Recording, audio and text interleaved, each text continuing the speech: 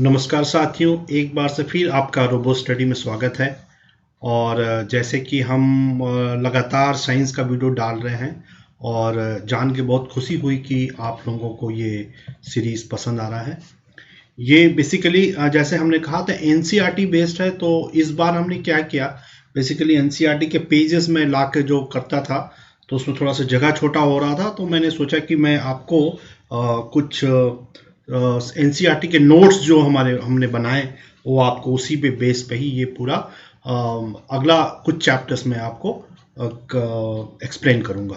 Fine, तो हमने motion पढ़ लिया, लॉ ऑफ मोशन पढ़ लिया, राइट।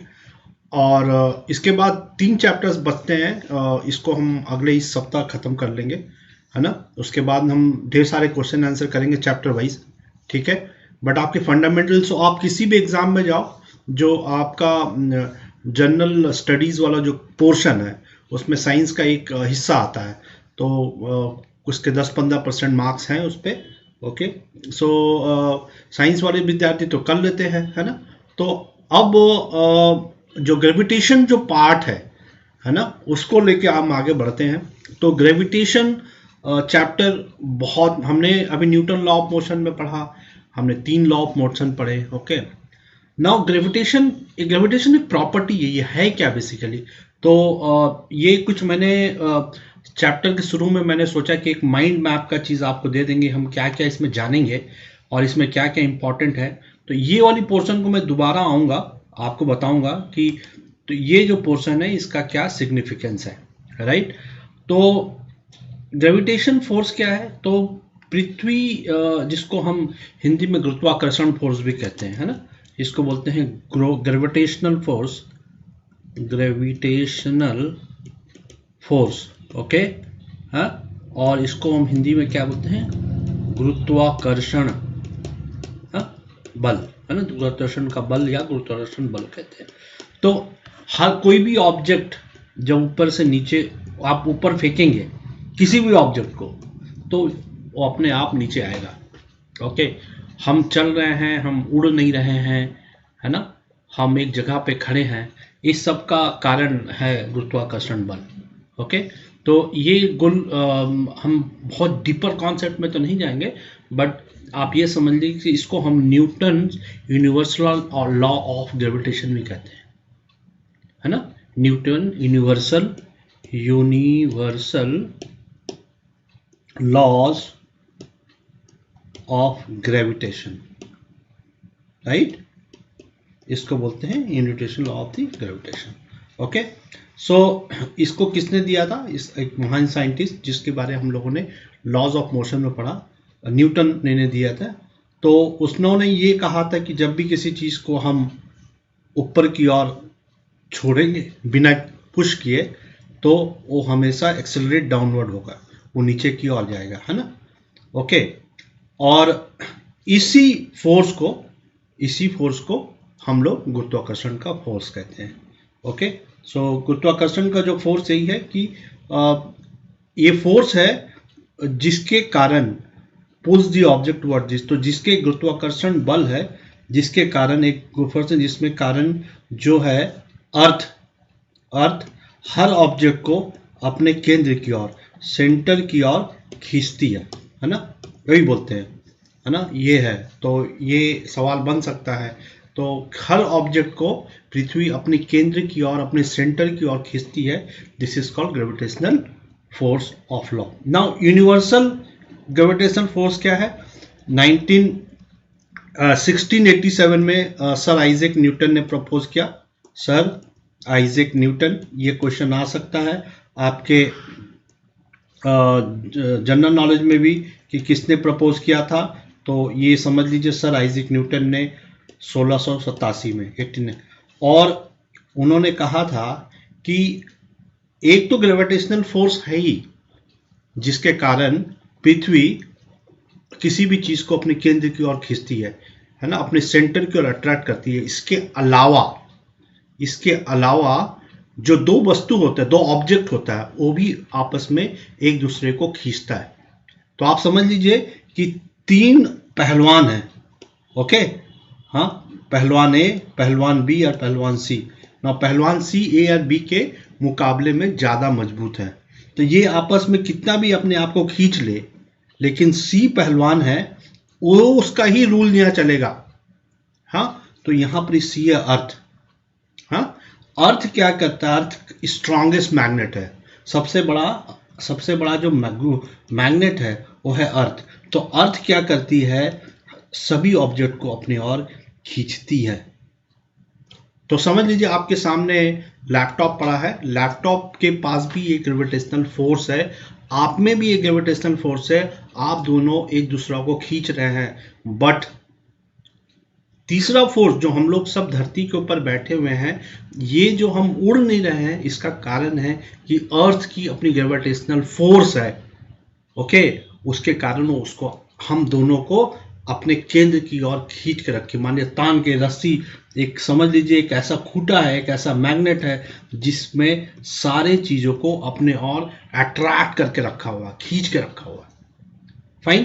तो इसमें इन्होंने न्यूटन साहब ने एक नियम दिए थे, और यूनिवर्सल लॉ कहता है यदि दो ऑब्जेक्ट है जिसका मास है ना, जिसका मास क्या है? m1 है एंड उसका मास m2 है। मान लीजिए दो ऑब्जेक्ट है ना, a और b, हाँ, और उनका मास m1 एंड m2 है। Mass is kind of weight है ना, बट वेट में एक डायरेक्शन होता, मास में डायरेक्शन नहीं होता, हम डिस्कस करेंगे आगे, है ना।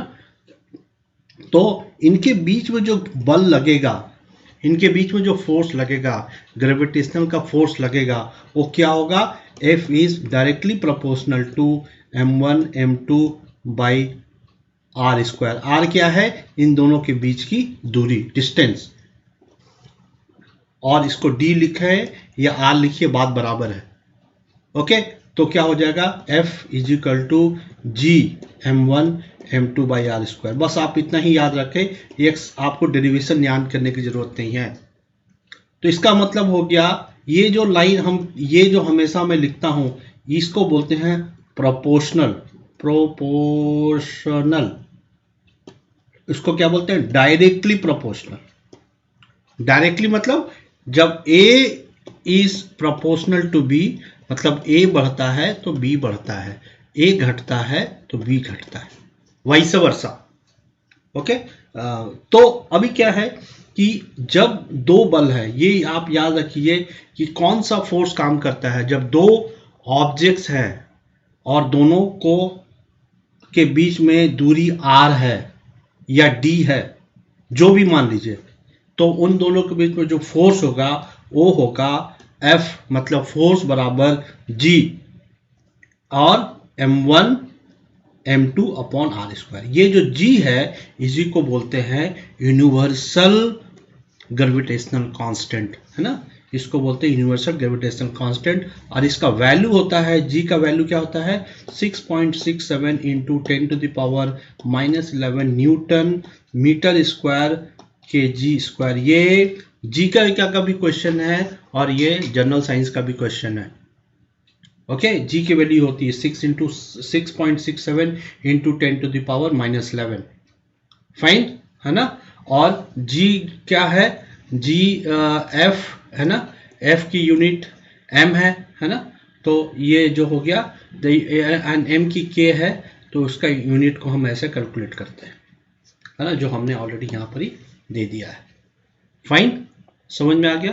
तो हमने देखा कि जो फोर्स है, तो दो पृथ्वी तो अपनी ओर खींचती है ग्रेविटेशनल फोर्स की तरह, बट हम जो ऑब्जेक्ट आपस में जो पृथ्वी के ऊपर में है, उसमें भी आपस में एक दूसरे को खींच रही है। और वो जो खींच रही है, उनके बीच में जो गुरुत्वाकर्षण ग्रेविटेशनल फोर्स लगता है, वो फोर्स जो है वो इस फार्मूला से निकाला जा सकता है। तो आपके सामने अगर आपकी कमरे की में एक अलमीरा रखा हुआ है, तो अलमीरा भी आपको अपनी ओर खींच रहा है, आप भी अलमीरा को खींच रहे हैं, बट आप दोनों के बनिस्पत, आप दोनों के कंपैरिजन में अर्थ जो है आप दोनों को खींच रहा है। तो चूंकि earth is the strongest magnet, सबसे बड़ा मैग्नेट है, तो हम दोनों की जो फोर्स है वो नलीफाई हो जाती है। Okay, fine.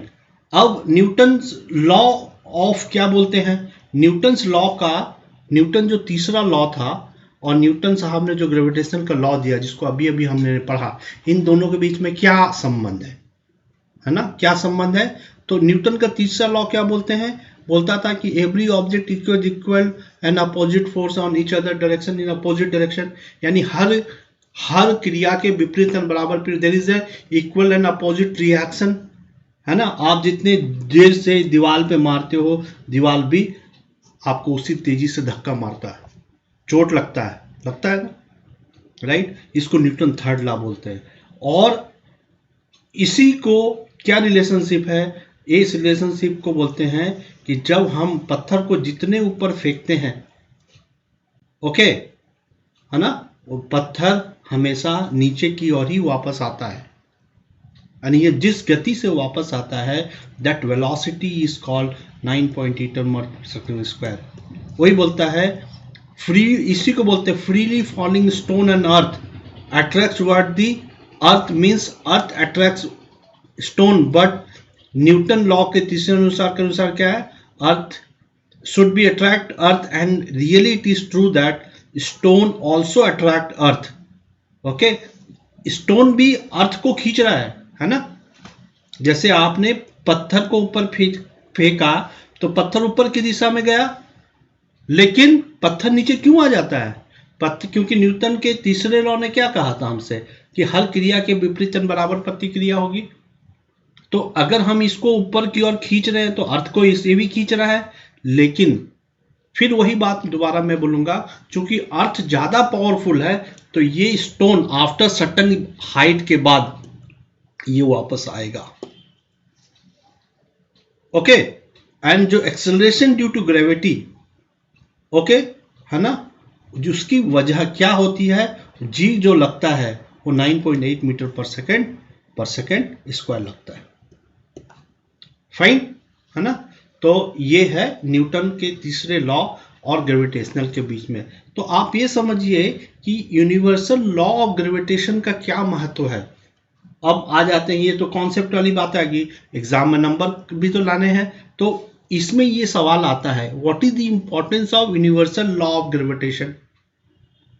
तो सबसे बड़ा इंपॉर्टेंस क्या है कि ये जो फोर्स है, the force that binds earth to the earth, ये ऐसा फोर्स है जिसके कारण हम अर्थ, जो अर्थ है ना, अर्थ है, अर्थ में हम सारे ऑब्जेक्ट जो हैं, ठीक है, मान लीजिए ये अर्थ का, तो सारे ऑब्जेक्ट है उसको अर्थ अपने केंद्र की ओर, अपने सेंटर की ओर अट्रैक्ट करके, तो ये बाइंडिंग फोर्स का काम करता है। ओके, इसके कारण ही जो चंद्रमा है, मून जो है, जो चंद्रमा जो सूर्य के चारों ओर चक्कर लगाता है because of the gravitational force, इसी के कारण ही ऋतुएं बदलती है और इसी के कारण टाइड आता है समुद्र में, जिसको आप ज्वार भाटा कहते हैं हिंदी में, जो टाइड आता है that is because of the. So आप याद रख लें, क्वेश्चन में आएगा, तो टाइड का कारण क्या है, टाइड का कारण ग्रेविटेशन है। फाइन, है ना। और जो एक क्वेश्चन और आता है कि जब हम एक पत्थर को ऊपर फेंकते हैं, है ना, तो एक ऊंचाई में जाने के बाद में वो वापस आ जाता है, वो नीचे आएगा ही आएगा। कोई भी चीज वो वापस तो नहीं जा सकता अदर देन रॉकेट को, उसको हम पढ़ेंगे, उसको बोलते हैं स्क्वेयर वेलोसिटी, कि ग्रेविटेशनल फोर्स से बाहर आपने किसी चीज को फेंक दिया तो बिल्कुल बाहर चल जाएगा, लेकिन ये यहाँ तो ऐसा नहीं होता है। आफ्टर सर्टेन हाइट के बाद में ये नीचे आ जाता है, तो जिससे ये नीचे आता है उसको हम लोग बोलते हैं फ्री फॉल।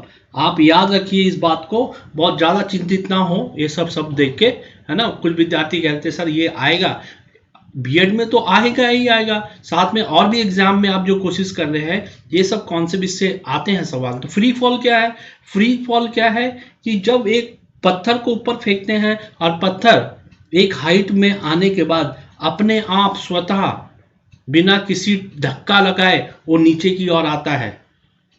किस एक्सेलरेशन से, ग्रेविटी g = 9.8 मीटर पर सेकंड स्क्वायर के गति से नीचे की ओर आता है, और इसी को हम कहते हैं फ्री फॉल। ठीक है, तो इसको हम यहां ब्रेक करते हैं, अगले सेशन में थोड़ी देर के बाद ही मैं आपको इसको कंटिन्यू करूंगा। ताकि एक बहुत बड़ा पढ़ाऊंगा तो फिर आपको दिक्कत हो जाती है, ब्रेक में मैं आपको पढ़ाऊंगा। लेकिन आपसे एक रिक्वेस्ट है कि आप प्लीज़ हमें सब्सक्राइब करें, आप सब्सक्राइब नहीं करते हो। हाँ, थोड़ा मेरा भी मोटिवेशन तो बढ़ेगा, ठीक है ना? ठीक है, तो देखते रहिए, खूब मेहनत कीजिए और मैं इसके क्वेश्चन आंसर भी कराऊंगा।